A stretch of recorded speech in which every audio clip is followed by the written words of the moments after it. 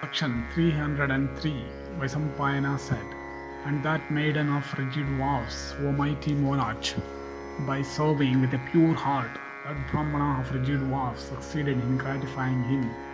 And O foremost of kings, saying, I will come back in the morning, that best of Brahmanas sometimes came in the evening or in night.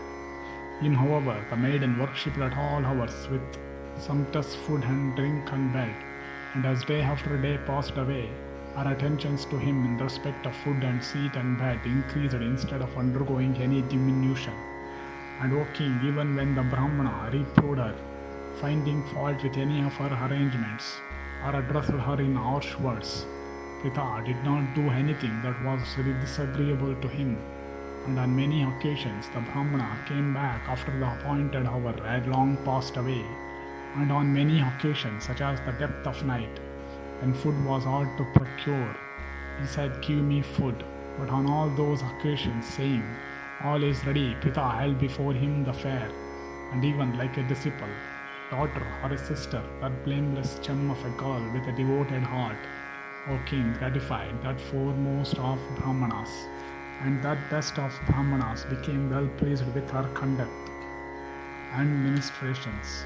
And he received those attentions of hers, valuing them rightly. And O Bharata, her father, asked her every morning and evening, saying, O daughter, is the Brahmana satisfied with thy ministrations? And that illustrious maiden used to reply, Exceedingly well. And thereupon the high-souled Kunti Boja experienced the greatest delight. And when after a full year that best of ascetics was unable to find any fault whatever in Pritha, who was engaged in ministering unto him, well pleased he said unto her, O gentle maid, I have been well pleased with thy attention.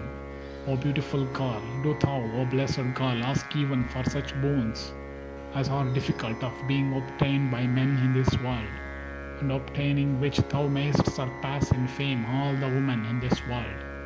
At these words of his, Kunti said, Everything hath already been done in my behalf since thou, O chief of those that are versed in the Vedas, and my father also have been pleased with me. As regards the boons, I consider them as already obtained by me.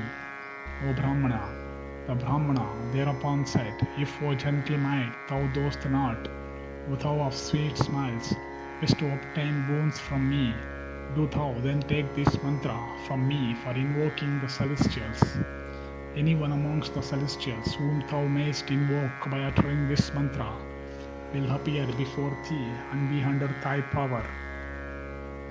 Willing or not, by virtue of this mantra, that deity, in gentle guise and assuming the obedient attitude of slave, will become subject to thy power.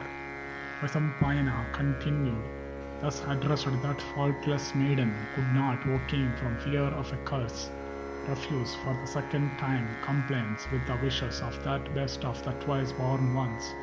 Then, O king, that Brahmana imparted unto that girl a faultless limbs, those mantras which are recited in the beginning of the Atharvan Veda. And O king, having imparted unto her those mantras, he said unto Kunti Boja, I have, O monarch, dwelt happily in thy house, always worshipped with due regard and gratified by thy daughter. I shall now depart. And saying this, he vanished there and then. And beholding that Brahmana vanished there and then, the king was struck with amazement. And the monarch then treated his daughter Pritha with proper regard. Thus ended section 303 in the Kundala-harana Parva of the Vana Parva.